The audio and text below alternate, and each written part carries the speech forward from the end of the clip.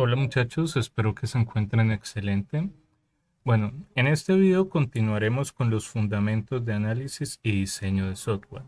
Vamos a estar hablando sobre el punto 2 que corresponde a la ingeniería de requisitos. Acá es muy importante comprender primero cuál es el concepto de lo que sería la ingeniería de requisitos. Esta es una disciplina para desarrollar una especificación completa de cuáles van a ser los requerimientos de un sistema. Es muy importante nosotros en nuestra fase como analistas entender qué es lo que el cliente quiere, analizar cuáles son las necesidades, evaluar cuál es la factibilidad de la misma, negociar una solución razonable, especificar la solución sin ambigüedades, validar la especificación, administrar los requisitos conforme se transforma un sistema operacional. Entonces, es muy importante aprender sobre la ingeniería de requisitos de software, ya que este es el mecanismo apropiado que nos va a permitir gestionar los cambios y la trazabilidad del proyecto. Para esto, pues la ingeniería de requisitos tiene cuatro etapas. Cada etapa, pues hay puntos muy específicos de los cuales hay que desarrollar. La primera etapa, pues acá la tenemos, se llama elicitación. Esta es una actividad involucrada en el descubrimiento de requisitos del sistema. Acá los analistas deben trabajar junto con el cliente para poder resolver cuál sería el problema que se va a determinar y a partir de allí, básicamente conocer completamente el problema y así pues poderle dar una solución, descubriendo necesidades reales que tienen los clientes, que tienen los usuarios y a partir de allí dejar en claro cuáles van a ser los requisitos tanto de clientes como de usuarios para tener una visión común de lo que sería el sistema. Tendríamos la otra fase que se llama la fase de análisis. En esta fase lo que hacemos es una obtención realizada previamente y podríamos decirlo que acá comienza la primera parte que es detectar cuál es el conflicto de requisitos.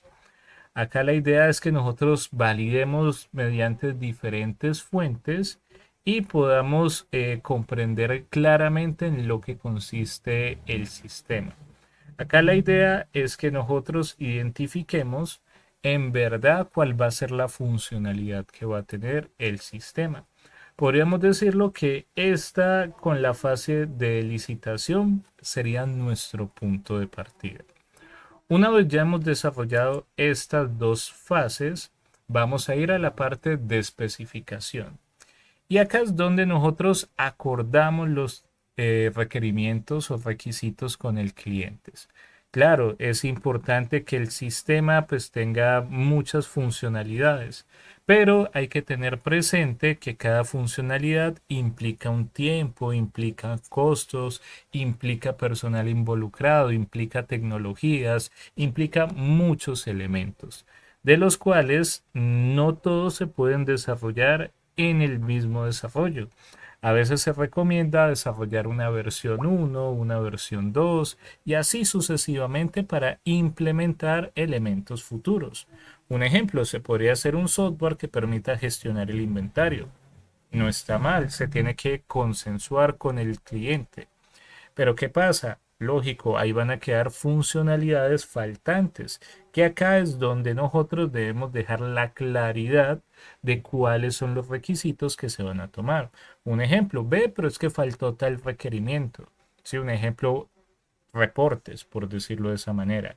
Todos sabemos que los reportes en un sistema es importante, pero pues si no se acordó en esta fase, pues básicamente no se van a desarrollar. Básicamente deberíamos esperar una versión 2 del mismo sistema o una actualización. Recuerden que cada requerimiento puede ser un aumento en el presupuesto del proyecto. Y pues esto hay que dejarlo bastante claro. Por último, la parte de validación. Acá es donde vamos a garantizar que lo que se escribió, que lo que se diagramó, que lo que se dijo es completamente claro. ¿sí? Esto recuerden que tiene que ser analizado y resuelto por posibles conflictos. ¿Por qué? Porque a veces nosotros pensamos de que, bueno, quiero un sistema que gestione inventarios y solamente nos centramos en el inventario. No, hay que pensar también en el sistema macro. Es decir, básicamente todas aquellas funcionalidades que nos van a llevar hasta la funcionalidad que nosotros tenemos. En el proyecto anterior nosotros estábamos pensando en un software para motos, ¿sí? Para un taller mecánico. Y entonces uno dice, bueno, es que quiero un sistema que me permita sacar el diagnóstico de los vehículos. Entonces, digamos que acá estamos viendo directamente un problema pequeño, pero anterior a esto, pues surgen muchos más módulos. Cómo se va a registrar los usuarios, cómo se les van a asignar las motos, cómo se van a hacer el proceso de diagnóstico, cómo se podría hacer el proceso de tratamiento de datos, entre muchas otras cosas, como sería el inicio de sesión, la parte de gestión de roles, entre muchas otras funcionalidades. Entonces, acá lo más importante es que nosotros podamos acordar con el cliente todas esas características que sean importantes para el sistema antes de empezar a documentar fielmente o hacer un desarrollo que pues posteriormente va a tener muchas modificaciones. Ya teniendo claro todos estos puntos, podríamos hablar de que nuestro software tiene algo que se llama el ciclo de vida. Básicamente tiene las siglas SDLC, básicamente por sus siglas en inglés. Y cuando nosotros hablamos del ciclo de software, pues hablamos de que el software debería pasar por unas fases que normalmente vuelven al mismo punto, lo que yo les decía anteriormente, la parte de versiones, ¿sí? Entonces, ¿para qué es importante estas fases? Pues básicamente nos permiten determinar en qué momento del desarrollo estamos. Podríamos decirlo que nos podíamos guiar con las fases del SENA. Un ejemplo, análisis, planeación, ejecución y evaluación. ¿Sí? Entonces, si hablamos de un software, en la fase de análisis tomamos requerimientos, en la fase de planeación hacemos la documentación necesaria y los prototipos necesarios para poder comprender cómo es el software, en la fase de ejecución desarrollamos lo que es el software y en la fase de evaluación documentamos el software y hacemos pruebas. Y bueno, lógico, también lo implantamos. Como podemos ver, estos ciclos de desarrollo de software tienen una normativa, pero ¿qué vamos a poder encontrar nosotros? Que dependiendo del ciclo de software, algunos van a tener más o menores pasos. Si nos vamos a la normativa ISO, IEC y IEEE 12207 del 2017, nos dice es un marco común para los procesos del ciclo de vida de los programas informáticos, con una terminología bien definida a la que pueda remitirse la industria de software. Contiene procesos, actividades y tareas aplicables durante la adquisición, el suministro, el desarrollo, el funcionamiento eh, o la eliminación de sistemas, productos o servicios informáticos. Estos procesos del ciclo de vida se llevan a cabo mediante la participación de los interesados, con el objetivo final de lograr la satisfacción del cliente. Entonces, muy importante, a continuación nosotros vamos a definir los elementos principales. Primero, se llaman fases, ¿sí? Entonces, fases es un momento exacto en la parte del desarrollo que nosotros estemos.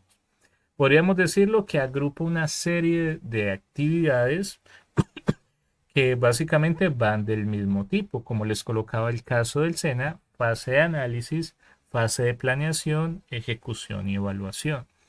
En la fase de análisis normalmente se toman requerimientos, pero no es que diga uno, los requerimientos y ya, no, básicamente en fase de análisis sí se toman los requerimientos, se hacen entrevistas, pero también se hace documentación técnica para poder dejar claridad de lo que sería el proyecto.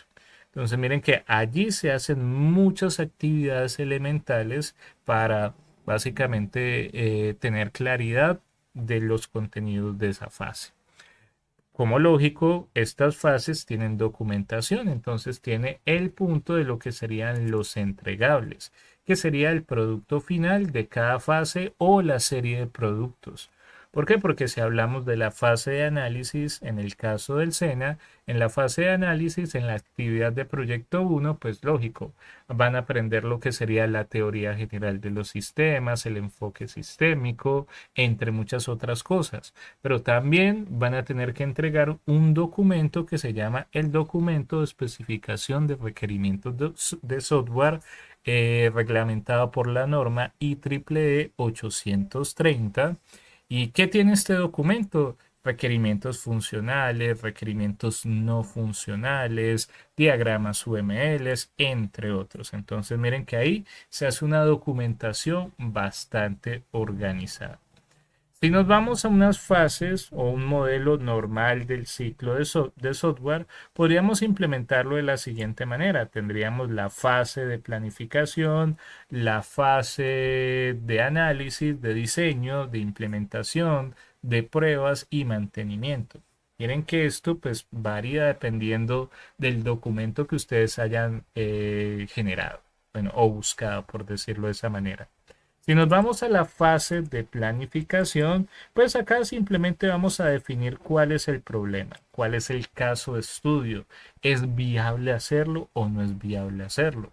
¿Por qué? Porque hay proyectos que nosotros podríamos decir, ves, se me salen de las manos, no tengo los requerimientos, no tengo el conocimiento, no cuento con los recursos, no tengo los equipos, no cuento con el equipo. Entonces uno dice, bueno, primero miremos si el proyecto es viable. Yo a veces coloco el caso particular, es básicamente sentarse con el equipo de trabajo y decir, mira, pensemos, vamos a hacer un proyecto de un software mecánico, ¿sí? Ese proyecto es viable, las empresas de talleres de mecánicos lo requieren, si lo hacemos es vendible, ¿sí? Porque también hay que mirar la parte del presupuesto. Y bueno, acá se analizan todos esos factores para saber si iniciamos o no el proyecto. Eso sí, iniciamos con la documentación. Posteriormente pasamos a la fase de análisis y pues de esta ya hablé anteriormente. Acá empezamos a conocer cuáles son los requisitos del software como tal. ¿Qué es lo que va a requerir el proyecto para empezar a hacer? Y pues validamos si estos requerimientos son alcanzables, ¿sí? Entonces, coloquemos un caso particular. A veces hay aprendices que me dicen, ve, mira, profe, yo quiero hacer una red social tipo Facebook. Y creo que muchas personas conocen cómo empezó Facebook. Simplemente como una plataforma que permitía compartir información, agregar amigos y chatear con ellos. Actualmente tiene muchas plataformas internamente dentro de ellas, como una plataforma de citas, una plataforma para comprar y vender, una plataforma de juegos. Sí, aparte de eso, utiliza muy bien los datos de las personas para poder segmentarlos. Entonces, decir que vamos a hacer una red social tipo Facebook, hay que reglamentar muy bien cuáles son los requerimientos que en verdad se van a hacer y que sean logrables. En la carrera de análisis y desarrollo de software, recuerden que vamos a estar literalmente 2 años. Pero no es que vamos a programar todos esos 2 años. Nosotros vamos a pasar directamente por todas las áreas del desarrollo de software. Quiere decir que no solamente es programar. Entonces, mientras nosotros aprendemos una habilidad, la ejecutamos, va a tomar tiempo. Entonces, decir de que vamos a hacer todo un software completo, pues estaríamos mintiendo. Vamos a hacer funcionalidades de proyectos que conjuntamente van a permitir que ustedes generen un proyecto final completo y que le den continuidad. Después de la fase de análisis pasamos a la fase de diseño. Y en el caso del diseño, pues lógico, acá nos sentamos nosotros a hacer los prototipos, validar cómo va a ser el sistema, podríamos construir las interfaces gráficas Y yo sé que pues actualmente estamos plagados de muchos de los sistemas de utilización de IA, pero como podemos ver en la imagen, yo siempre les recomiendo traten de diagramar algo rápido, sencillo, práctico. ¿Sí? Lápiz y papel o utilizar algún elemento digital que les permita hacer un bosquejo de determinada solución. Posteriormente, ese bosquejo lo pasan a un programa más profesional, pero lo que más necesitamos en la fase de diseño es tener claro cómo va a funcionar el sistema, básicamente qué elementos son los que intervienen allí y cómo van a interoperarse. Es como cuando estamos creando el sistema, cómo se va a ver el inicio de sesión, cómo se va a ver la ventana de registro, dónde van a estar los logos, qué colores va a tener. Todas estas cosas son importantes, porque pues allí se hablaría de un tema de experiencia de usuario e interfaces de usuario. Recuerden que es muy bueno cuando nosotros desarrollemos un software pensar en los hábitos que normalmente tienen las personas que utilizan ese programa. ¿Por qué? Porque si hacemos un software completamente no intuitivo, pues las personas se van a aburrir o va a ser más difícil el poder aprender a utilizar el programa. Recuerden, de pronto yo siempre coloco ese caso particular, cómo se sintieron la primera vez que le pasaron un celular con determinado sistema operativo. Entonces uno no sabe cómo abrir las aplicaciones o cerrarlas o cuál es el nombre de la aplicación. Y uno lo aprende. Pero ¿qué pasa? Sabemos que normalmente hay dos sistemas operativos que mandan la parada, Android y iOS. Entonces, si uno viene de uno, a veces cambiar al otro, así uno tenga conocimientos, hace que se vuelva tonto, se vuelva, podríamos decirlo esa palabra, lento el proceso de aprendizaje, porque ya veníamos de unos hábitos y nos toca aprenderlos del otro. Entonces, hay que tener presente todas esas características. Ahora, lógico, nosotros vamos a empezar a desarrollar el programa y acá vamos a tener una fase que sería la fase de pruebas. Acá lo que buscamos es que listo, ya tenemos el diseño. Acá podríamos decirlo que empezamos a construir el software. Lógico, hablé solamente del prototipo, pero acá también empieza a construirse la codificación. ¿Para qué? Para que en la fase de pruebas nosotros validemos que todo esté correctamente. Sí, uno a veces comete ciertos errores. Sí, coloco casos particulares donde simplemente un color no afectaba el programa, pero me ha pasado en programas donde las personas meten funcionalidad con los colores de los botones, algo tan simple de que colocaron que si este botoncito era de color rojo, era invisible para determinado usuario. Una bobadita, ¿sí? Entonces uno dice, no, profesor, solamente CSS. Yo les digo, sí, eso es solamente CSS. ¿Qué pasó? En una funcionalidad alguien colocó de que querían que los botones fueran rojos, ¿sí? ¿Por qué? Porque pues básicamente era el diseño que se quería. Entonces, ¿qué pasó? Pues lógico, esos botones se les desaparecieron a ciertos usuarios que no tenían los permisos de tener un botón rojo. ¿Y qué pasó? Pues la funcionalidad simplemente era que al manipular el DOM, ¿cierto? Estaban pensando en la propiedad del botón, ¿sí? Del color rojo que ellos habían colocado. Entonces, al cumplir esa propiedad, así no afectase la programación de manera directa, porque solamente era diseño, sí la afectaba. Entonces, es un error que muchos dicen, no, es que es cambiar un color, pero pues o no sabemos cómo programan la mayoría de personas. Conozco personas que ni siquiera documentan el código, no sé si eso se puede llamar un buen programador, pero tenemos casos particulares así. Y pues podemos encontrar fallos de todo tipo. No controlamos el flujo de los datos, un tipo de datos. Ves que acá la persona pidió la cédula, pero la persona escribió la cédula como un entero y la estábamos pidiendo en formato texto o la pedimos en formato entero y la persona empezó a colocar los puntos que normalmente tienen muchas cédulas o las personas asocian con la cédula en el estilo millares. Entonces esto va a generar el error porque se esperaba un entero y pues al tener varios puntos pues no es un entero, ¿sí? Entonces Todas estas posibles cosas hay que validarlas en la fase de pruebas. Por último, tendríamos la fase de mantenimiento. Y acá la idea es que nosotros podamos hacer un mantenimiento correctivo, es decir, si hubieron errores, mejorarlos, un mantenimiento adaptativo y un mantenimiento perfectivo. La idea es asegurar que el proyecto esté correctamente y que tenga un buen mantenimiento. Entonces, miren que todas estas fases son muy importantes para el desarrollo como tal. Entonces, como tenemos varias fases, pues tenemos también otro concepto que es muy importante mencionar, que son los paradigmas de los modelos del ciclo de vida del software.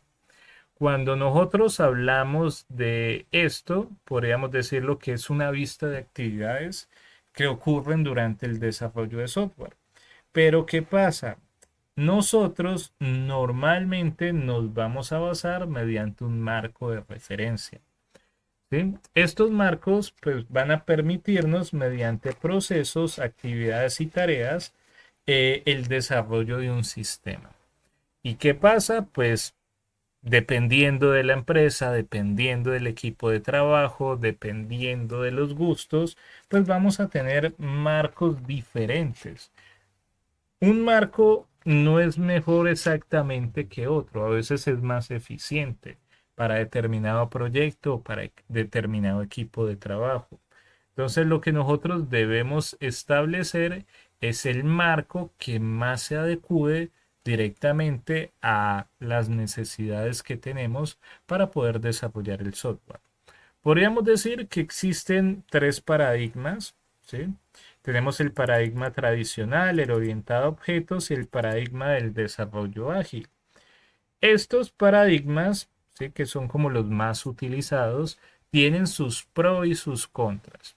Uno dice, no, profe, pero es que ¿quién va a utilizar el tradicional? Eso ya está mandado a recoger. Es un gran inconveniente porque pues nosotros no podemos irnos de manera secuencial. ¿Sí?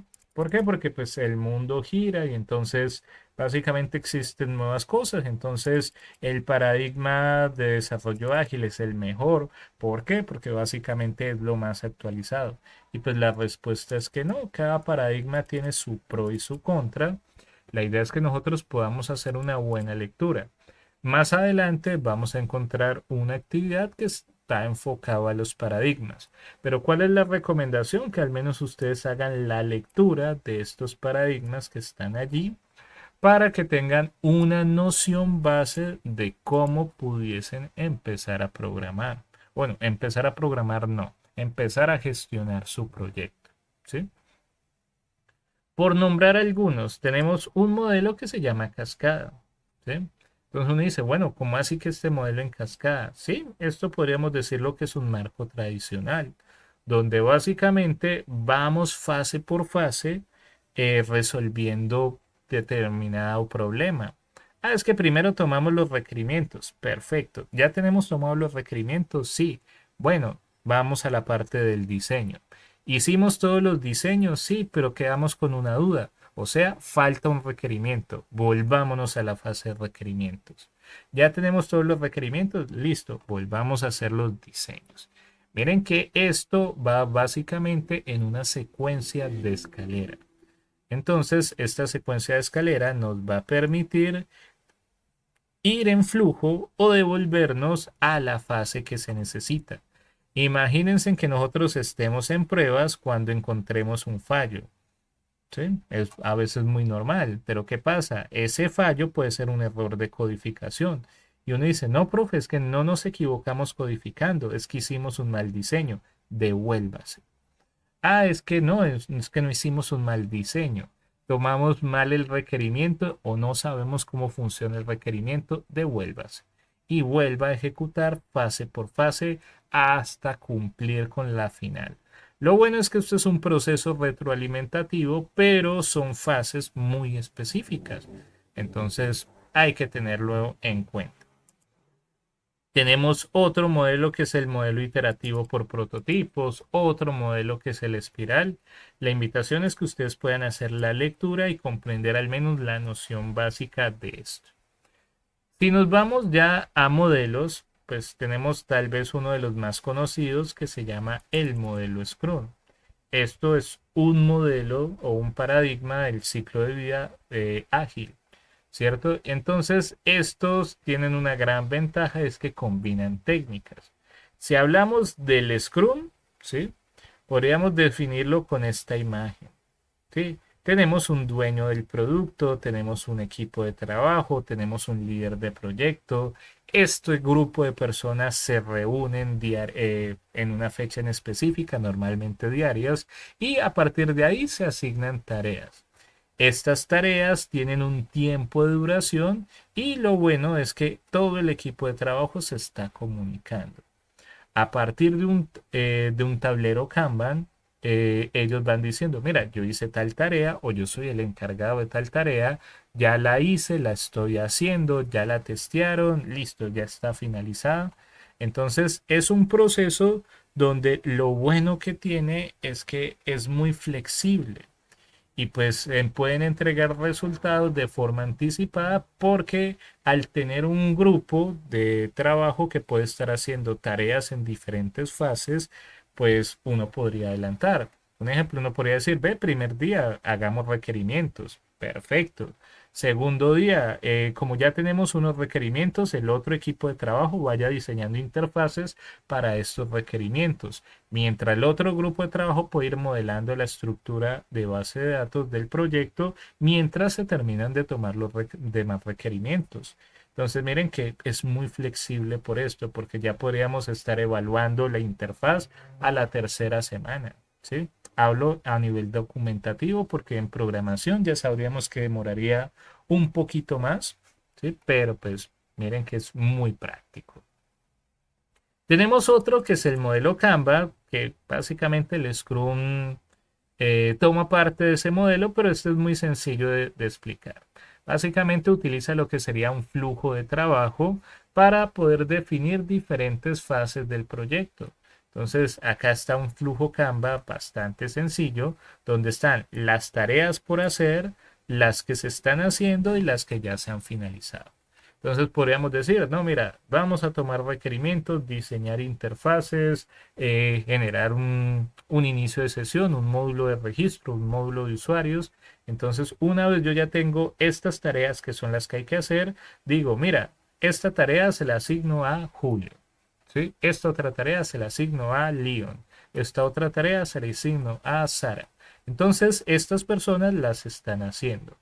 No sé si de pronto ustedes han visto en películas o en videos de grupos de desarrollo que para trabajar de una manera más eficiente, ellos hacen un tablero bien bonito en físico, aunque ya existe mucha herramienta digital, y lo que hacen es colocar todas las tareas en ese tablero y si yo soy el encargado de una tarea, yo cojo este adhesivo, lo arranco porque yo soy el encargado de esa tarea y lo pego en mi computador. Cualquier persona del equipo de trabajo va a poder ver ese adhesivo en mi computador y va a decir, ah, no es que este muchacho está haciendo tal tarea. Y si nos vamos a una empresa buena, muchas de las tareas tienen colores. ¿Sí? Ah, es que vamos a hacer algo del módulo de contabilidad. Listo, contabilidad ser de color azulito. Sistemas de color, coloquémosle rojo. Y así sucesivamente. Entonces, uno ya sabría hasta por colores, ¿cierto? O por algún elemento que la empresa quiera utilizar, por código, un ejemplo, quién está haciendo qué cosa. Tenemos otro que es la programación extrema y este es súper útil cuando tenemos un equipo bastante profesional, ¿sí? Sobre todo un equipo bastante comprometido, ya que pues requiere mucho trabajo en equipo, porque podríamos decirlo, sí, esto se puede hacer de manera circular. La planeación, el diseño, la codificación y las pruebas, no hay nada malo. El gran inconveniente de esta es que debe haber una comunicación y un compromiso extremo para cada una de las áreas. ¿Por qué? Porque si alguien no ejecuta algo en el momento que se necesita, pues básicamente los demás van a tener que estar esperando. Y acá pues ya no tendríamos el efecto de programación extrema que se requiera, Porque la idea es que, tengo tal requerimiento, listo, lo voy diseñando, listo, lo voy codificando, listo, voy testeando, sigamos. ¿Sí? Entonces, la idea es ese flujo. Como ya finalizamos esta parte de los modelos, hago la aclaración, ya más adelante vamos a hablar de estos paradigmas. Vamos a pasar a lo que sería la fase de definición de requisitos. Esta fase también es llamada la fase de análisis. ¿Por qué? Porque pues acá es donde vamos a tomar todos los requerimientos de software que son importantes para cualquier sistema. Yo siempre les voy a hacer la aclaración. Nosotros hemos aprendido mnemotécnicamente, es decir, hemos escrito para poder recordar. ¿Sí? En el colegio nos enseñan mucho así y pues podemos compararlo con los niños. Los niños cuando están aprendiendo algo, un ejemplo cuando ya están en tercero o cuarto, ¿sí? Ellos deben escribir para poder recordar. Entonces, mi recomendación, utilicen alguna herramienta como puede ser Concept para poder escribir y anotar, ¿sí? Si lo quieren utilizar de manera digital. No es la única, pero pues es muy buena herramienta. O utilizar lápiz y papel para que puedan empezar a hacer ese flujo de ideas. Pasarse al computador a veces tiende a generar bloqueos mentales. Entonces, pues uno al principio necesita básicamente hacer bosquejos rápidos para que todo quede bastante bien. Entonces, como vamos a tomar requerimientos, ¿cierto? Es muy importante tener en cuenta lo que serían las actividades y artefactos. ¿Cómo así que actividades? Listo. Tenemos la fase de análisis o fase de definición de requisitos.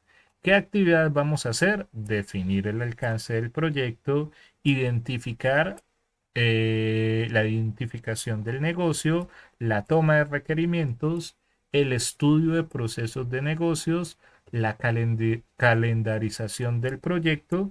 Entonces miren que acá básicamente vamos a definir todo lo que se haría en esta fase.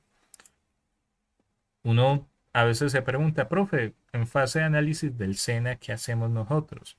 Lo mismo que está mencionado allí. Llenamos como último elemento un documento que es el de especificación de requerimientos de software o SRS por sus siglas. ¿Qué tiene ese documento? Pues básicamente en sí, qué es lo que se va a hacer del sistema. Entonces es muy importante todas estas actividades. ¿Cuáles son los artefactos? Listo, ¿con qué lo vamos a evaluar? Listo, el modelo de negocio, el análisis y realización de los casos de uso, o sea que estos casos de uso nos van a permitir documentar el sistema, el modelo de procesos y actividad de negocios. Si yo sé cómo funciona el negocio, yo lo puedo diagramar. ¿Sí? Entonces creo que ustedes han visto diagramas de flujo y estos diagramas de flujo pues nos permiten discernir toda actividad. Lo mismo pasaría con los sistemas. Bueno, es que lo primero que tiene que hacer el usuario es un inicio de sesión. Perfecto. ¿Qué pasa cuando inicia sesión? ¿Qué módulos les presentas? ¿Qué opciones va a tener? Después de seleccionar tal opción, ¿para dónde lo va a mandar? Entonces es muy importante tener en cuenta ese aspecto porque pues es importante saber cómo va a funcionar el software. Y por último, el cronograma del proyecto. Claro, vamos a hacer un proyecto de desarrollo de software. Estamos en ese proceso de aprendizaje, porque normalmente esto se da en fase de análisis de la carrera de ATSO, pero hay un pequeño inconveniente. Todos los aprendices no han desarrollado su primer programa, por eso están estudiando. ¿Qué pasa acá? Pues a pesar de que no se puede establecer un cronograma, porque uno podría decir, ¿cuánto te demoras haciendo una página? Una persona aprendiendo se puede echar 1, 2 semanas, un mes, 2 meses, 3 meses. ¿Sí? Una persona que ya sabe para finalizar la tarde está hecha. ¿Sí? O que se demore sin mucho una semana pensando que tenga muchos requerimientos, muchas validaciones, entre muchas otras cosas. El tiempo es subjetivo, ¿cierto? De acuerdo al conocimiento, la sabiduría, las herramientas y demás. Porque puede pasar el caso que ustedes les pidan algún sistema con ciertos requerimientos específicos. Digamos que les dicen, ve, me gustaría hacer un sensor de medición del nivel del agua para que cuando llegue a determinado nivel cierre la llave. Entonces, ¿qué nos toca hacer? Pues solicitar los elementos electrónicos para hacer el sistema. Una vez hagamos el circuito electrónico, pues hacer todo el proceso de manipulación de datos y básicamente hacer el proceso que requiera el sistema. Entonces, miren que esto toma su tiempo, toma un equipo de trabajo en específico. No siempre somos los mejores para determinadas áreas, entonces nos toca investigar.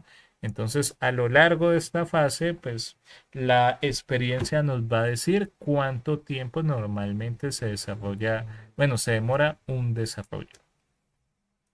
Entonces, bueno, el punto principal de acá es la palabra requisitos. ¿Sí?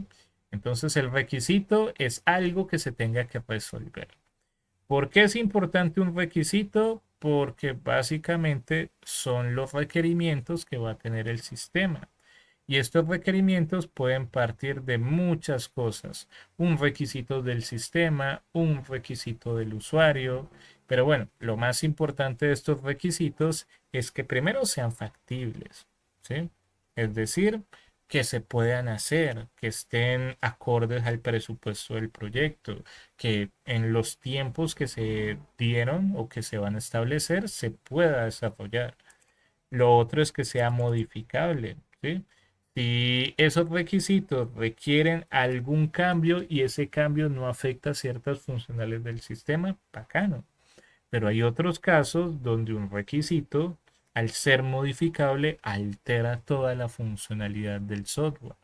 Entonces ahí es donde se tendría que validar. Tenemos otro que sería priorizado. Nosotros deberíamos saber qué requisito es el primero que se debería de hacer antes que otros. Ve, profe, voy a hacer un software que gestione, bueno, que permita, eh, no sé, agregar motos. No está mal. Pero pues cualquiera puede agregar motos. Antes de esto, pues tuvo que haber habido un login para que la persona se registre, tenga el perfil adecuado para poder registrar las motos. Entonces es muy importante que sea verificable. Es decir, la idea es que se pueda comprobar o no eh, el resultado que va a tener determinado requisito. Es que hice un formulario para agregar motos.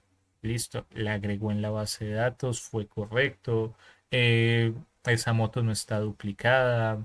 Hay algún fallo.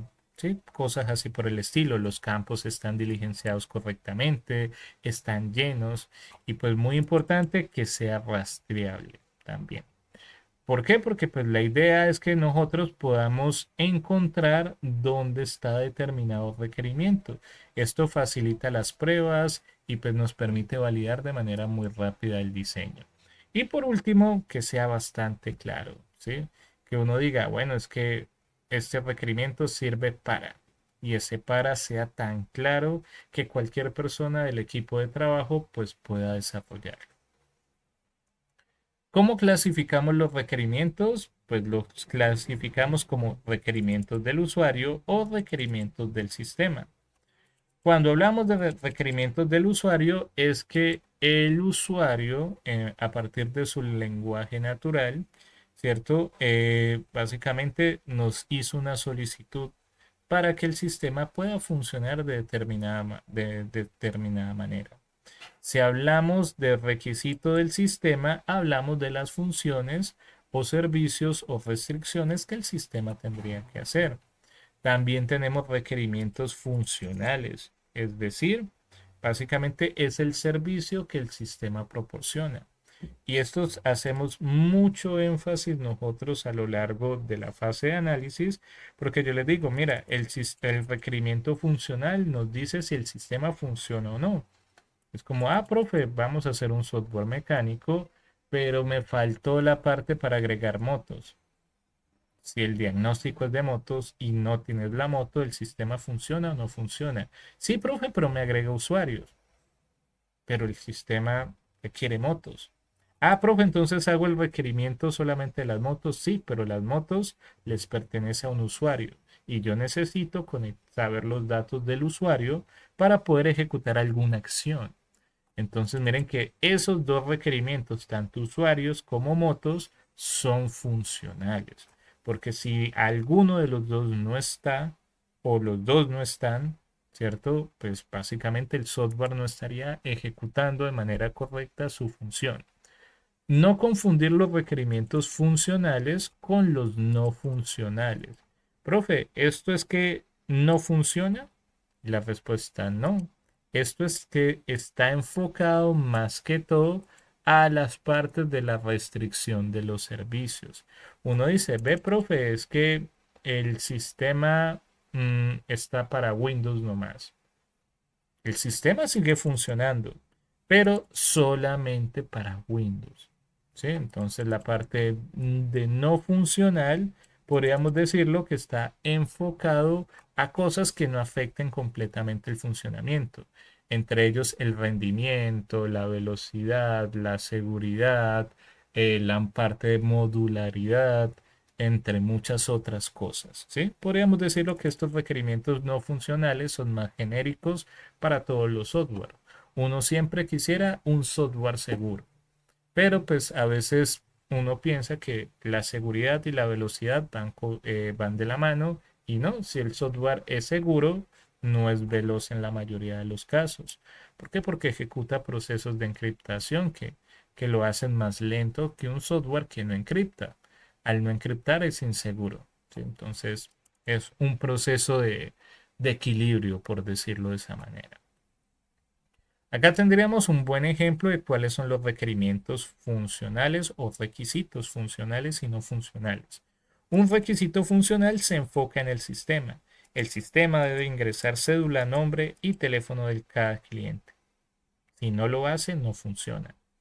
Se requiere un listado del cliente por zona. Se puede ampliar el tema de un requisito funcional y no funcional en los videos del material complementario. Bueno, acá muy importante, en la plataforma Sayuna, en la sección de material complementario, pues ustedes van a poder encontrar una serie de videos para que pues, puedan comprender más estos requerimientos. Y si nos vamos a la parte de requerimientos no funcionales, hablamos de que la consulta, mira que se tiene que devolver en menos de 3 segundos.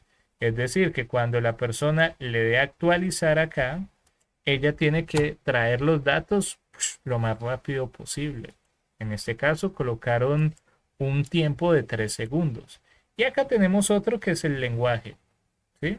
Ah, es que hazlo en Java o hazlo en Python o hazlo en cualquier lenguaje. Sí, miren que acá, si lo hacen en Java, está bien, pero pues no pasa nada si se hace en PHP, en Python, lo que sea. Lógico, acá están especificando algo. Entonces, si el cliente nos lo pide allí, pues se debería hacer en eso. Hay lenguajes que se ejecutan mejor en ciertos ambientes. Sí, no es que haya un lenguaje actualmente universal para todo. No, hay lenguajes que corren mejor en ciertos medios. Entonces, ¿por qué no utilizar ese lenguaje en determinado medio? ¿Sí? Entonces, como podemos ver, esto es un tema que vamos a estar hablando a lo largo de esta fase. Tranquilos, el tema no queda allí, pero es muy importante que ustedes vayan haciendo ese proceso de lectura, vayan ampliando su vocabulario, su conocimiento de conceptos, para que más adelante pues podamos afianzar esos conocimientos y colocarlos en eventos prácticos. Muy importante, recuerden leer el material complementario. Hay mucho video y hay mucho documento para leer.